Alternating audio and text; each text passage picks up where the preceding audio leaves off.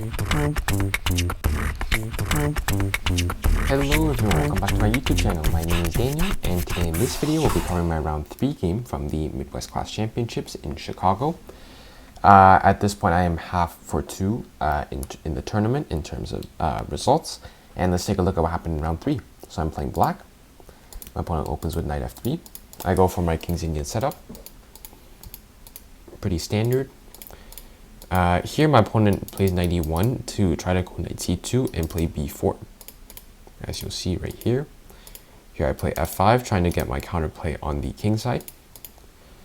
Here I play rook b8. I'm just trying to prevent any ideas of like b5 and then this diagonal opening up for my opponent. So here I play rook b8 just to prevent this b7 pawn from falling. Bishop d2. Here I play knight back to e7, queen c1, a6, just to prevent any queen a3 ideas. Here queen a3 anyway. Here I play my knight to f6. My idea is that now c5 isn't really a threat because this queen here on a3 does support some c5 idea, because now on c5 I simply can play d5 and just close up the position. I have this really nice center. If you play queen b3 to target anything, then I have bishop e3, bishop e6, adding 2 defenders. And so if you play something like e4, I can honestly play something like king h8 and I'm completely fine. So instead here my opponent plays b5, going forwards with more queenside counterplay. Takes. Here I play bishop c6. I'm trying to trade off this really strong bishop on g2. Queen b3. Here I play king h8 just to get out of the discovered check. I'm not really worried about this because I do have b takes on c6 and this knight is pinned. If the knight moves, then I can take the queen. So here d4 was played, which is actually a mistake because here I found this really nice combination here. Knight e4 hops in, opens up a discovery along this diagonal on the d4 pawn, and here I play c6, kicking away this knight. My opponent plays f3, and then after knight g5, my opponent plays knight b2 a3. The idea is that, well, my idea with c6 is that now that the knight's gone, there's only one defender of this pawn while I have 2 attackers, so I can simply capture here and I'm up a pawn. Here, rook d1, I play c5, knight into b5. Here, the winning blow is actually just directly to play f4, 7 to try to sneak into h3 to try to get a win here.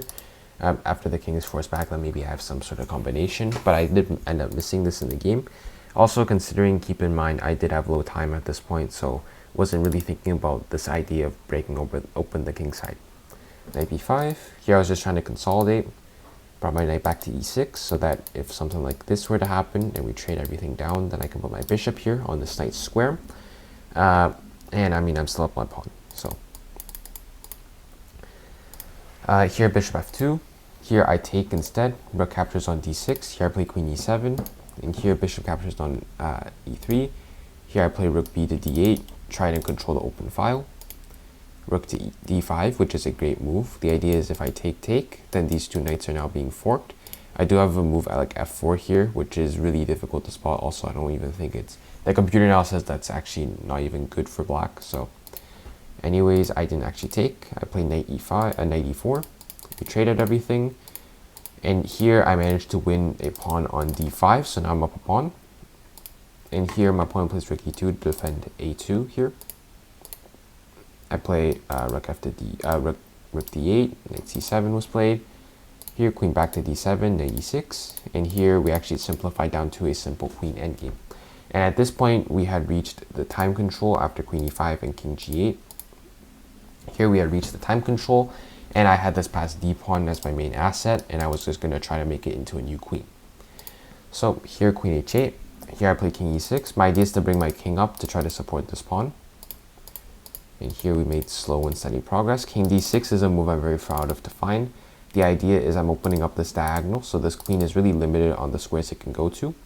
Secondly, there are no checks on this king. This king is completely safe. Third, I'm trying to play queen d5 or maybe even queen c4 if the moment allows, in order to put the queen behind the pawn, attack this pawn over here on a2, and basically try to queen the pawn on the passed d pawn. Here queen d2. Here I play queen c4, another move I'm very proud of to find. Queen d5 is also possible, but it's more passive. And here, queen f4 check doesn't really scare anyone, because here I simply have king to d5, and I'm completely safe once again. And also queen c4, the other possibility allows us something like queen c3, queen to e3, etc. Here, queen b2, I play king c6, king to f2, and here I play queen d3.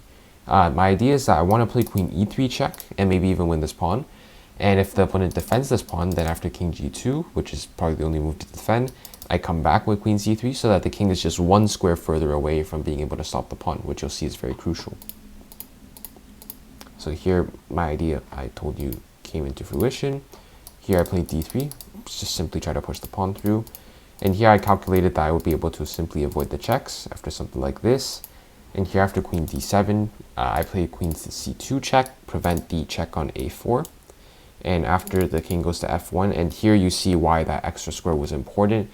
Otherwise the king would have been on f2 and it would have went to e1, at which point I wouldn't have d2, which was the final move of the game, because then there would be queen captures on d2, and I would have to work again to try to get my win. However here, since the king is one square too far, after d2 my opponent resigns, seeing as you play king e2, I can simply promote to a queen, or even a rook for bad manners if I really wanted to. And this is just simply winning. I'm checkmating my opponent. My opponent locked themselves in on this third rank here. You can play something like king e3, but here I can simply take this queen, and I'm up a queen and a rook, and this is simply winning for black. So what to say about this game? This game, relatively speaking, I think I played pretty well. Had a little bit of pressure earlier on in the opening with the queenside counterplay that my opponent was able to generate. However, I was successful in countering that, and then I slowly managed to focus on the center, gain a pawn in the center, and then slowly convert that into a up a pawn and a queen endgame, and then slowly was able to convert that into a win. So I hope you all enjoyed that game. That moves my score now to 1.5 out of 3, so now I'm back on 50% in terms of the tournament. And I guess like there's sort of like a emotional momentum swing as I managed to win this game. And I'm bouncing back really nicely from my first round loss. Yep, so hope you all enjoyed this game, and thanks for watching. And hope to see you all in the round 4 recap to see if I can get another win.